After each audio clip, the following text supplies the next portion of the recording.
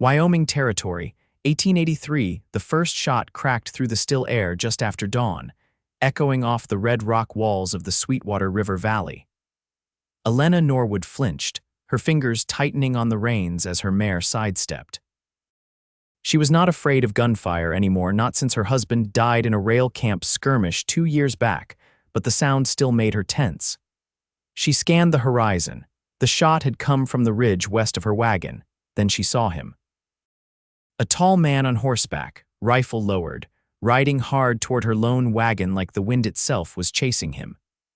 Dust curled behind his horse's legs. He wore a wide-brimmed hat, his dark hair curling at the collar, and a brown coat that clung to his shoulders like it had been through 3 winters. As he came closer, she saw his face, square jaw, sun-worn skin, and a line of worry deep between his brows. "You all right?" he called as he pulled up beside her wagon, voice rough with urgency. "I heard the shot, saw your wagon from the ridge." Alenna nodded stiffly. "It was not mine." Sounded like it came from the gulch. He looked past her, eyes scanning the trail behind. "You out here alone?" "I am now." He met her gaze then. Something about how he looked at her made her feel seen, truly seen, in a way no one had looked at her since her husband died. Not like a widow. Not like a woman with a broken body, just a woman. "I am Sutton Oakes," he said, pulling off his hat. "I have a small spread west of here, was riding fence when I heard the gunfire." "Alenna Norwood," she said, brushing dirt off her skirt. "Used to be married, headed to Riverton." Or was. Sutton glanced toward the rising smoke curling from the gulch. "You best come with me, something is wrong out there." "I have nothing worth stealing," she said softly. He gave her a look that was not quite a smile, but close. "Still, come on." They rode together in silence for a time. She guided her mare beside his gelding, her wagon trailing behind. Alenna did not ask questions. She had learned not to the world usually answered on its own. When they crested the ridge, they found the source of the smoke, a burned-out wagon, 2 bodies. A little boy, maybe 5, standing beside them, clutching a worn doll and staring at the flames like he had forgotten how to cry. Alenna slid off her horse before Sutton could speak. She walked slowly to the boy, crouched down in the ash. "Hey now," she whispered. "What is your name?" The boy blinked. "Perrin." She reached out her hand. "You are safe now. Come here." He looked at her hand, then at the fire, then at her again, and stepped forward. Sutton watched from behind, a shadow across his face. "Poor kid," he said quietly. "Looks like his folks were headed west." Alenna nodded. "He has no one now." Sutton's voice grew softer. "Neither do you."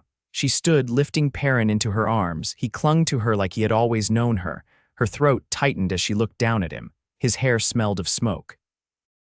His cheeks were streaked with soot, but his heartbeat was strong, fast, alive. She held him closer. Later, around a fire at Sutton's homestead, Alenna sat with Perrin asleep beside her, wrapped in a borrowed quilt. Sutton handed her a tin cup of coffee. She took it with trembling hands. "You are kind to take us in," she said. "Most men would not bother." "I am not most men." "No," she agreed. "You are not." He sat across from her, his elbows on his knees. "You said you were headed to Riverton. What for?" "I had hoped to work at the school, be around children." Her voice caught. "But they said I would never have my own." He looked at her, quiet for a long moment. "Doctors?" he asked gently. She nodded. "After the fever. Said it damaged everything inside. Said I would never be a mother." Sutton's jaw worked. Then he leaned closer, his voice low. "Then let us be everything else together." She blinked, stunned. "What?" "I know it sounds fast, but I meant it." He looked at Perrin, then back at her. "That boy needs someone. You need something to hold on to, and me." He paused. "I have all this land, all this quiet, and no one to share it with." Alenna stared at him, heart pounding. "You do not even know me." "I know enough. I know you rode alone across half the territory. I know you did not turn away from a burning wagon or a scared boy. I know you are stronger than most men I have worked beside. And I know you deserve more than being told what you cannot be." Her eyes filled. She had not cried in a long time. Not even when they told her she would never carry a child. Not when her husband died. Not when her parents passed. But now, looking at this man with dirt on his boots and something real in his eyes, the tears finally came. Sutton stood then, walked over to her side of the fire. He knelt, reached out, and brushed a tear from her cheek with the back of one calloused hand. "I am not asking for anything today," he said, But if you stay, I will build you a home, a good one, and I will raise that boy like he is mine." She looked down at Perrin, still asleep against her side, then up at Sutton. "I do not know if I know how to love again," she whispered. He smiled, not a wide smile, just a soft one that settled into his face like it had always been there. "Then we will learn together." And for the first time in years, Alenna Norwood felt something bloom in her chest. Not quite hope, not yet, but the beginning of it, the beginning of everything. By mid-morning, the smoke from the burned wagon had thinned to a pale ribbon against the sky, and the silence of Sutton's homestead settled around them like new snow, cool, weightless, unfamiliar.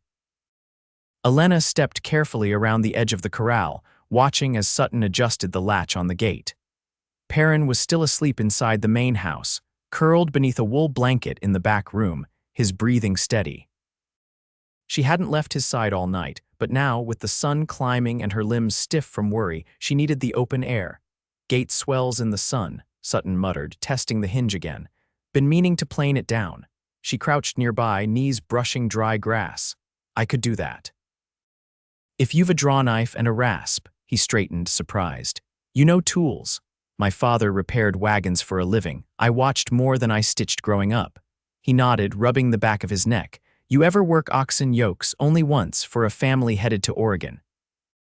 "Why?" "Got a broken one in the barn. Figured if we're keeping the wagon, we might make it worth something." Alenna met his eyes. "We're keeping it?" He didn't look away. "It's yours. Thought maybe you'd want something of your own here." She stood slowly, brushing her palms on her skirt. "I never had a place that felt like mine. Not really." He leaned against the corral post. "Then we'll build one together, not just walls and beams, something that fits you." The words stirred something in her, not soft exactly, but settled, like roots easing into earth. He turned toward the barn. "Come on, I'll show you the yoke." Inside, the barn was cool and smelled of cedar planks and sun-warmed hay. A few hens wandered near the feed sacks, pecking lazily. Sutton led her to the back wall, where the damaged yoke leaned against a barrel. One side was cracked clean through. "Storm dropped a branch on it last spring," he said. "Never got around to fixing it." She ran her fingers over the break. The wood was split, but not splintered beyond saving. "I can splice a dowel through here." Might not hold a full team, but strong enough for hauling. His voice was quiet, close behind her. "You sure you want to mend things here?" She didn't answer right away. Instead, she pulled back her sleeves and examined the grain of the wood. "I've done enough leaving." Sutton bent to pick up a rasp from the workbench. "Then we'll start here." They worked in silence for a time. The rasp whispered over the yoke, the rhythm slow and steady. Alenna liked the way Sutton moved, not rushed, not wasteful.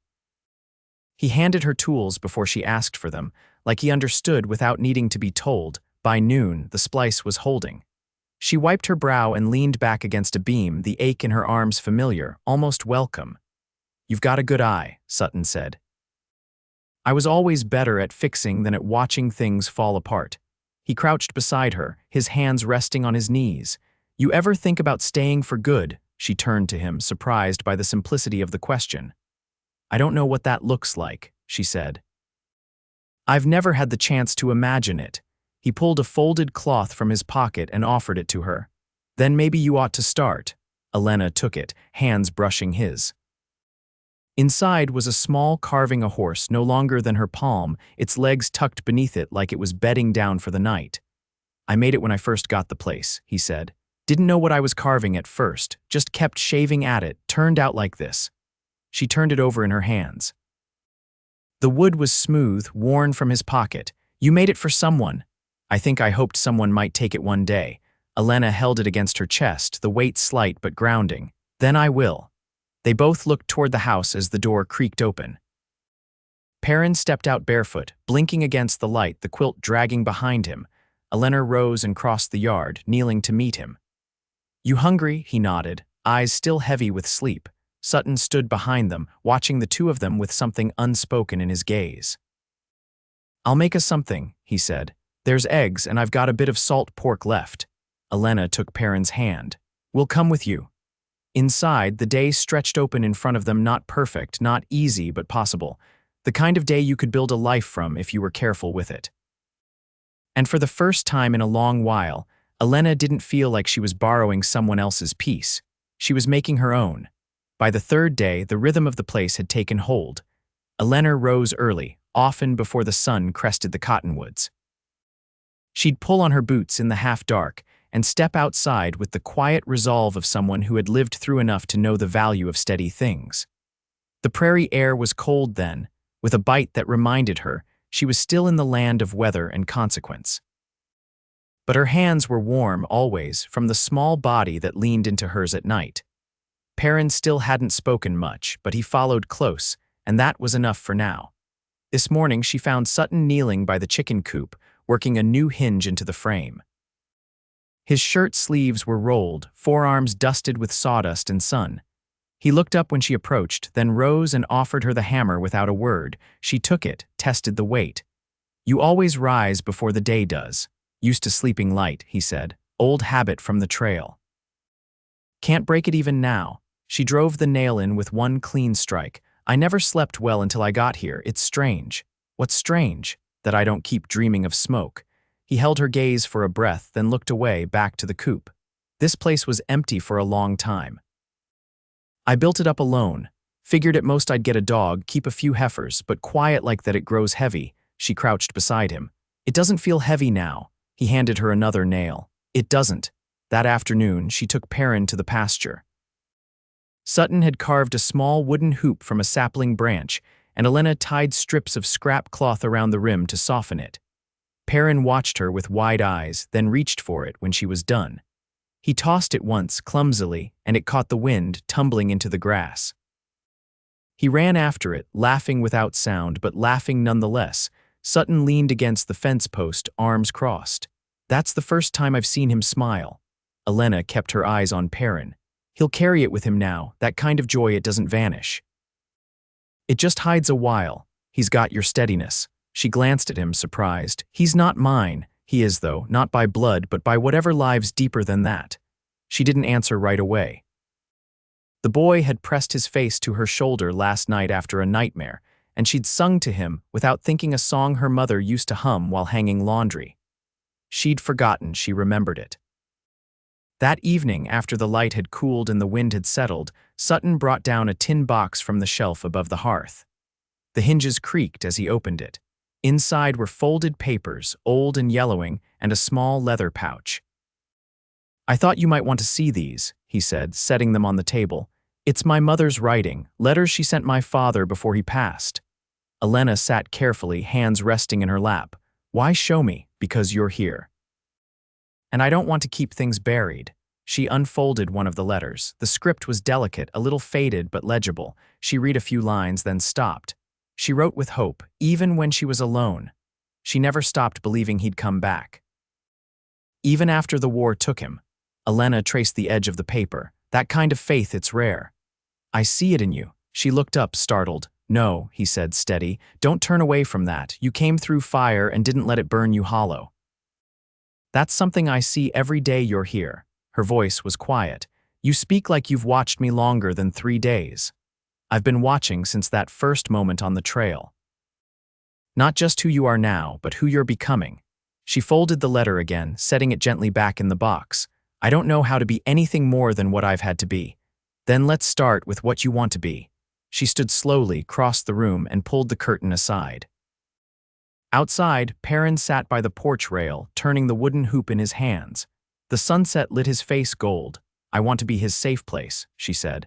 "And I want to stop waking each day expecting to leave." Sutton moved to stand beside her. "Then don't leave." She turned toward him, her voice barely above a breath. "I didn't plan to stay. But you are." She didn't touch him, didn't need to. The closeness between them wasn't made of hands, it was made of choice. A dozen small ones layered like old shingles, each one holding against the weather. He didn't speak again, and neither did she. Not as the day gave itself over to the hush of twilight, not as Perrin carried his hoop inside and leaned against her side until his breathing slowed. Not even as Sutton added another log to the fire and let the warmth stretch between them like a promise. They didn't need to name what was growing. It was already here, taking root, steady and deep, and for once Alenna didn't feel like she had to earn it, she only had to let it live. The calf was born breech.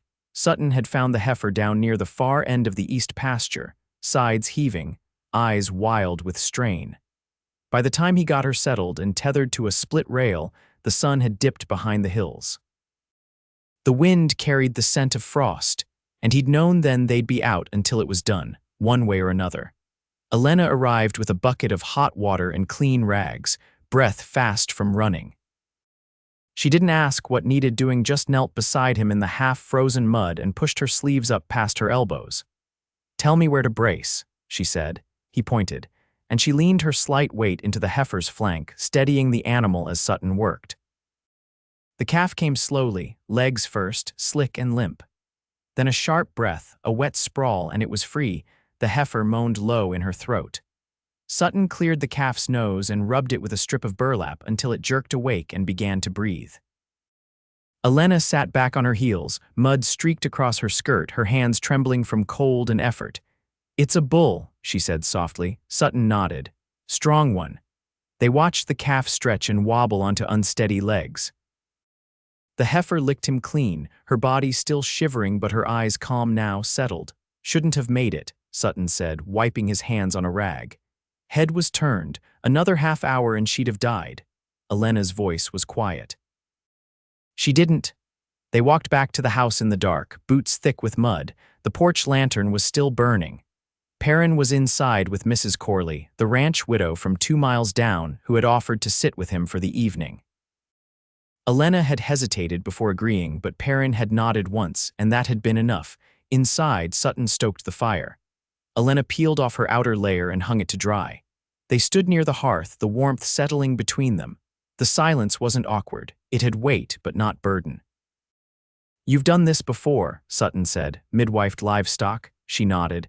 "A few times. Wagon trains don't wait for sunrise." "Still," he said, "you knew just what to do." Alenna sat at the edge of the table. "It's different when it matters. When something might live or die on your hands." Sutton crouched to tend the fire again, then turned to face her. "You ever think about tending people?" She looked at him, surprised. "There's a woman in Riverton," he continued. "Old midwife, bones too stiff now to do much.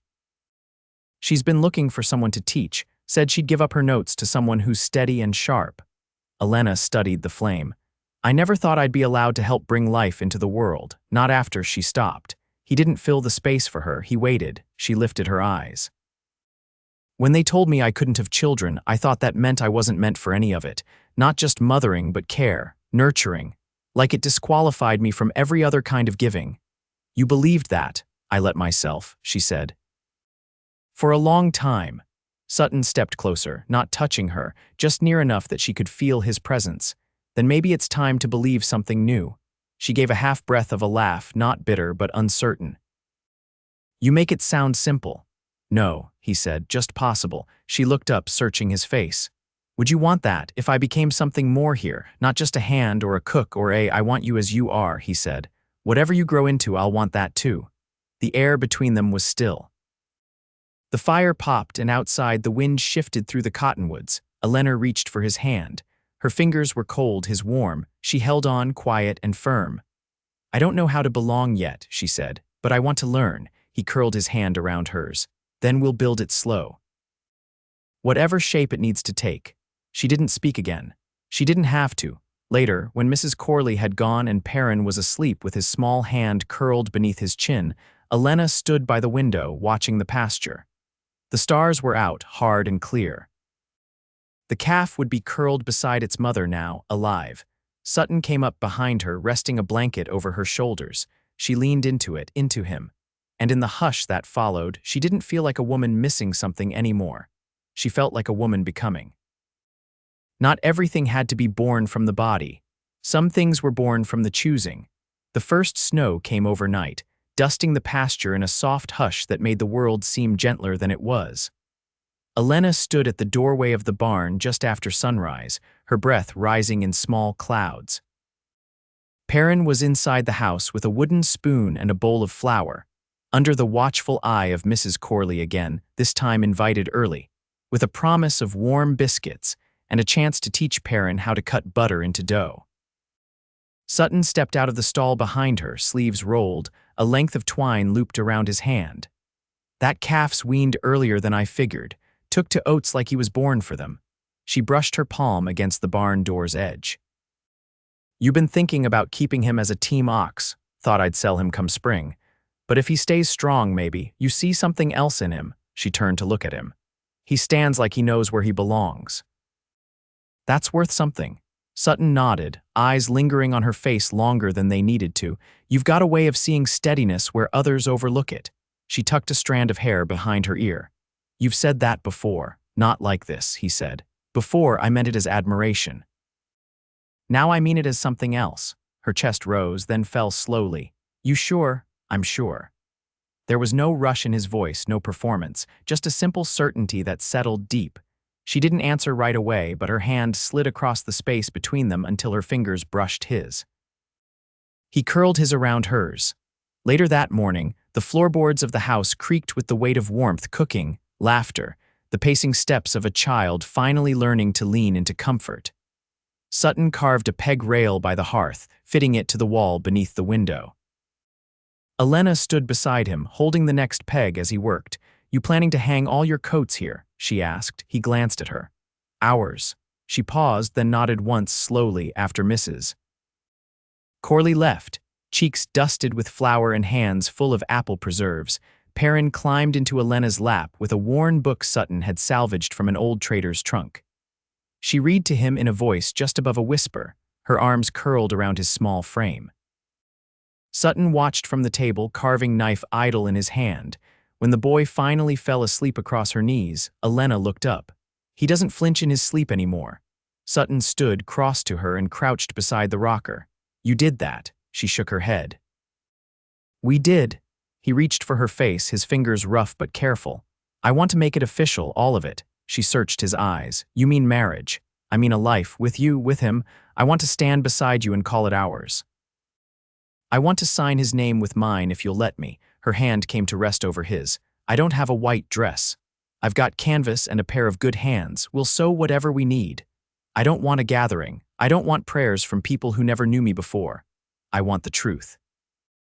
Just us and the land. That's enough." She leaned forward, resting her forehead against his. "Then yes." They married in the pasture behind the barn 3 days later, with Perrin holding Alenna's glove in one small hand and a ring carved from ironwood in the other. Mrs. Corley stood beside them with a worn Bible and tears in her eyes. The calf watched from a distance, belly round with oats. Sutton placed the ring on Alenna's finger with a hand that didn't shake. She looked into his face and saw not just the man who had saved her from loneliness, but the one who had never asked her to become anything smaller to fit beside him. Afterward, they ate stew from tin bowls beside the hearth and watched the snow fall again, thicker this time but still quiet. Perrin curled between them, eyes fluttering closed before the bowl left his lap. Sutton kissed Alenna's temple. "You ever think about what you might want next?" She turned her face to his. "I have everything I want." They didn't speak more that night. They didn't need to. Years passed. The pasture filled with more cattle. The barn was rebuilt with a loft and a proper hay door. Perrin grew tall and strong, the ironwood ring he carried always tucked away in his pocket. His last memory of the day he gained a mother and a father both. Alenna studied under the midwife in Riverton, learning swiftly, and in time became the woman families sent for when the labor dragged long or the baby came early. Sutton added rooms to the house, one at a time, each with his hands in hers. They grew older. The lines deepened around their eyes but never in their hearts. And every evening, no matter the weather, Sutton would light the lantern by the barn door and wait for her to come home, her boots muddy, her eyes tired, and her hands steady. She always did. They never spoke of what they'd lost. Only of what they'd built, and they built everything together.